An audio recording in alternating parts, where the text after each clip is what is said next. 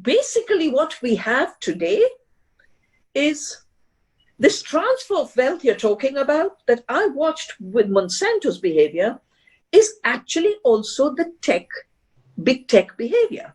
Mm-hmm. Do they produce anything? No. They only collect rents on digital platforms. They're rent collectors. So I saw the seed issue with Monsanto. I said, here, they're collecting rents from seed, which they didn't make.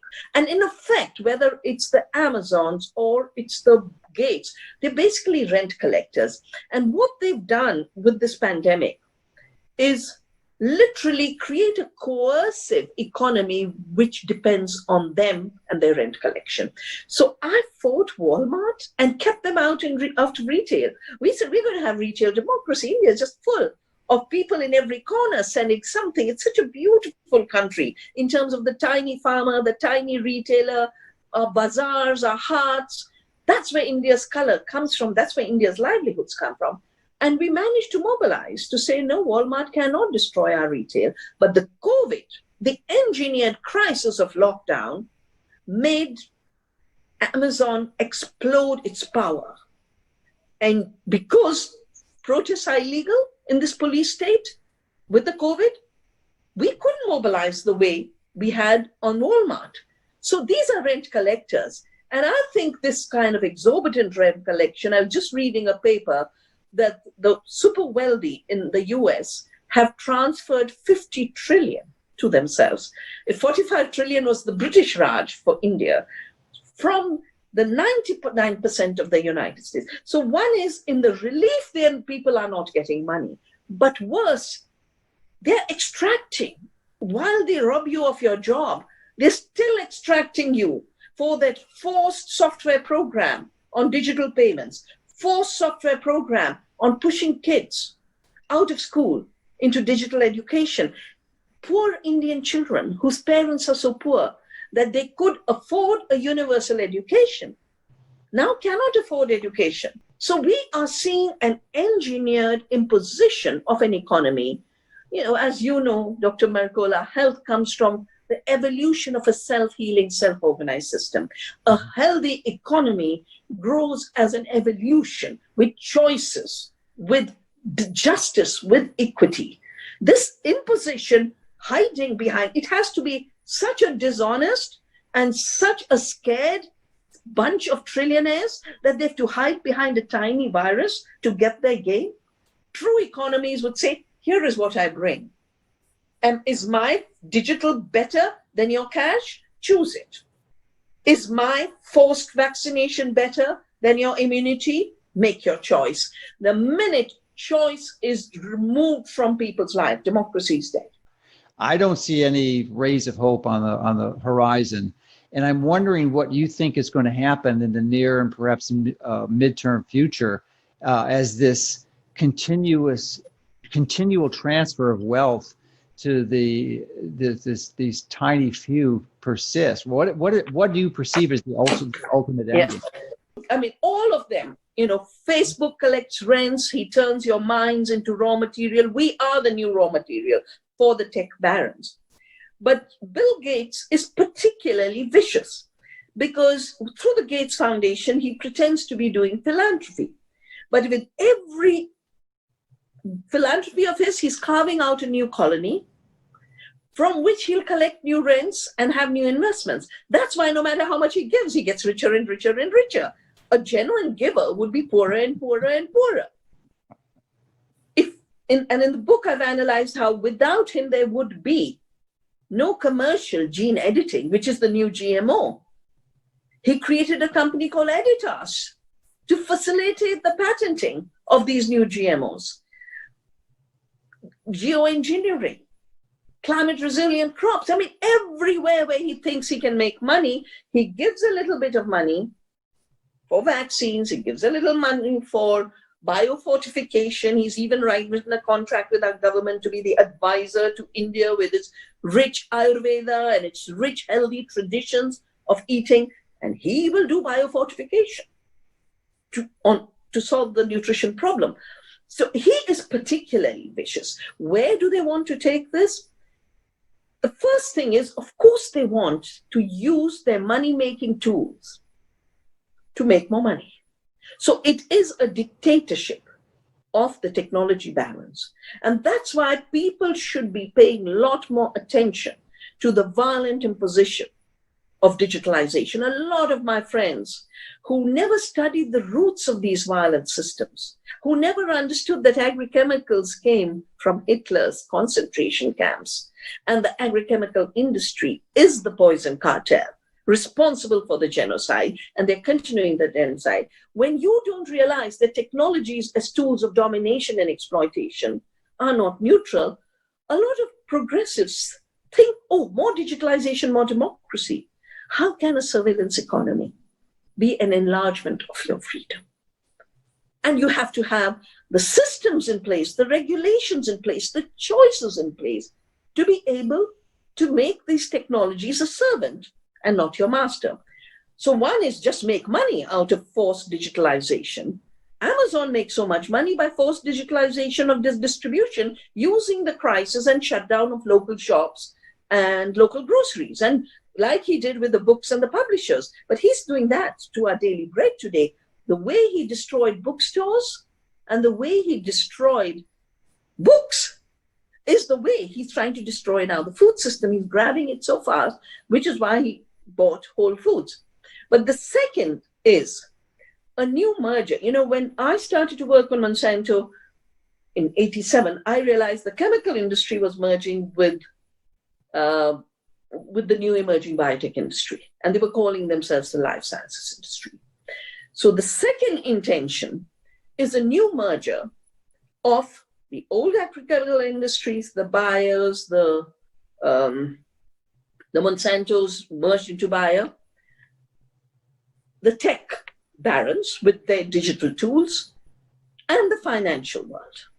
And again, one more thing that's so important, Dr. Mercola, is in these 3 decades of deregulation and globalization, the billionaires became so wealthy that they created new asset funds. People put their money in banks. These guys created asset funds. These asset funds are controlling the world's economy. And that's the second part of my book, Oneness versus 1%, when I realized the corporations don't own themselves anymore. Even the corporations are owned by the billionaires. The same BlackRocks, the same Vanguards control every big companies, Coca-Cola to McDonald's to Bayer and Monsanto. Look at anything in the world. It's the billionaire money and the asset management funds. And last year, BlackRock increased its wealth from 1 trillion to 7 trillion, which means the billionaires increased their wealth. During the lockdown, they invaded even more deeply into the Amazon and became richer. So these asset management funds are the billionaire wealth, and it is increasing. So that is merging with IT and information technology and the tech barons, and is merging with biotechnology and the chemical industry. And that's why they're talking about digitalization of agriculture, farming without farmers, and worse, food without food. So one of the big pushes of Gates in Silicon Valley is into fake food. And this has to be one of our big movements in the future. You know, GMO soya into Impossible Burger, and they're saying this is saving the planet and your health. GMO will save your health, and Roundup Ready GMO, which is wiping out plants and it's wiping out the monarch butterfly, is going to protect the planet. But I think the final issue is, to me, the justice issue. And my mind kept saying, we used to rise as countries and democracies to remove the pain of the last person. Gandhi left us with a talisman that if you're in doubt, bring the face of the most vulnerable person to your mind's eye and do what is good for them. And if you think it will harm them more, don't do it. If you think it will benefit them, take the right step. Now, this last person talisman is today showing me that they want to get rid of the last person. They've created, and very willingly created, a class of throwaway people, as I've written in my epilogue. Otherwise, how can they allow millions to lose their work? I think it's 40 million in the United States. It's 20 million salaried people of the middle class have lost their jobs in India. How can they allow the fact that, as the World Food Program says, that of the billion who are already hungry, every year this system will add 250 million more. And if this continues, the UN has predicted that 300,000 will die daily of starvation. These are not us giving these figures. These are UN agencies. But how come there's only one agency, the WHO, which was attacked by Monsanto for being wrong on cancer? ILO is speaking, the UN Food Program is speaking, the refugee agency is speaking. None of them are being listened to. And that pain that is not being addressed by governments or the international system tells me that they deliberately want to get rid of large parts of humanity. First through hunger, then through sickness. And if I think, I think like I thought when I made my Einstein, with a whole picture in mind. They want a digital economy, they want a sick economy. Otherwise, you wouldn't be spending all your time on big pharma. You'd spend your time making sure that the small farmer doesn't get destroyed. And the third is, I used to come to the United States, Dr. Marcola, when there was not a single person on the streets. I have watched the street people grow as the people's economy was dismantled. And now this throwaway class of people is increasing in the millions. And, Zuckerberg wrote and said, we won't need 99% of humanity. Between artificial intelligence and robotics, we won't need 99%. But then they could create trouble. So we should give them smartphones to play games on which we also make money out of them, and we make the governments give them minimum incomes. So these are the three aspects: more control, more concentration. And so the Bill Gates and the Zuckerbergs and the Amazon, Jeff Bezos and all are strutting around the world thinking they support the world, but they're destroying everything that made their wealth possible. And just like I've seen ecosystems collapse, I've seen local economies collapse, on a planetary scale, we are seeing these irresponsible, greedy, indifferent, callous men bring the world, and especially humanity, to a brink. This digital agriculture they're talking about, Gates has taken over the entire world's research system in agriculture. Like at that time, it used to be Rockefeller, and Gates worked with Rockefeller for the Alliance for the Green Revolution in Africa. And that's where he learned the rhetoric on the agriculture thing. He's taken over the entire agriculture research. He's trying to take over the seeds, but that's something we will not let him take over. And his style is more devious than anyone else's. And he's a pathetic, he doesn't have a vocabulary of more than 10 words. And I feel sad for him because he obviously, doesn't have an imagination. He does know how to make money, but in a very linear way. But he doesn't know what's humanity. He doesn't even know what being human is, because he, and now Google, and this is another thing we need to be all looking out for. All of these tech barons who've taken over the economy, hiding behind a virus, are all jumping into life sciences like Rockefeller jumped into life sciences with molecular biology. And when Google has a new life sciences division, and they call it Verily or something like that. And when they were asked why, and they said it's about the truth. And this will be the final defeat of Mother Nature.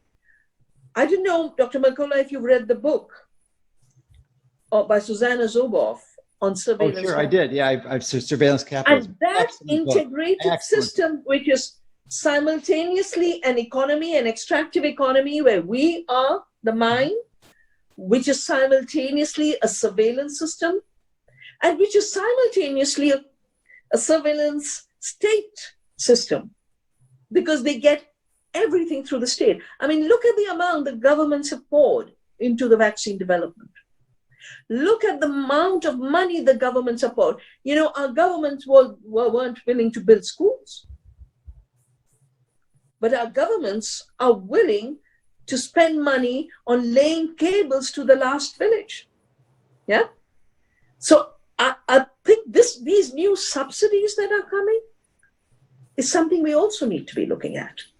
This is a reverse tax on the people, where the billionaires who are extracting from us are also extracting our share of public money and diverting it from necessary use to their subsidies to create the infrastructure that will make their digital empire work. So what do you think their plan is with this great economic reset that the World Economic Forum talks about? This reset is talk the language of nature, nature-based solutions, and continue to rip off nature. But now, shut down people's economies, shut down the fisherman, shut down the farmer, shut down the tribal and the indigenous person, and create a mega empire pretending you're protecting nature. And Gates is very central to this because, as I said, in 2015, I watched him in the Paris summit, pretending he was going to protect nature, but actually laying out recipes of new destruction. So the Great Reset is really about recolonizing nature in more sophisticated ways by appropriating the language. You know, I wrote a book before Copenhagen, before the climate summit, called Soil Not Oil. And till then, the soil was, neglected, agriculture was neglected. And after that, the movements of regeneration, the movements that the earth has capacity to recycle, we have the capacity to recycle with her, and that we can heal the broken carbon and nitrogen cycle and actually repair these systems. We know that now, but they're reducing. So for us, it is regenerate the health, regenerate the economy, regenerate the soil, regenerate biodiversity, regenerate farmers, regenerate rural systems. What is this reset for them? Take agriculture out of the hand of the small farmers. Mm-hmm. Now measure the carbon and reduce the regeneration language to turning carbon in the soil in the new commodity and trade in this. And I've had debates on this with many fellow travelers, and I'll give you just two examples. So there's, the attack, like they attacked in the US, they attacked organic, and then regeneration grew. In India, they attacked and are still attacking organic and created something called the zero budget natural farming. The man who they say is the founder basically uses three ancient techniques of cow manure, which everyone uses in India. But he goes further and says organic is more dangerous than an atom bomb. And then he goes on to say, and GMOs are part of natural. Of course, Gates says the same, that gene editing is natural and can't be detected, so it must not be treated as a GMO. So what they're basically now doing is BlackRock, BNP Paribas giving big loans to the state, which then give fat loans to the farmer. And meantime, Gates is mining farm data. He's getting people placed in the homes of farmers to mine data. And then they are creating the algorithms to sell that data back. But all of this is now being reduced to carbon in the soil. You get 0% for what you grow. You can get no needs of yours met through food and fodder, but we will allow you to trade in the global market on the carbon in your soil, and that's what will keep you alive. So this whole financialization of nature is one aspect.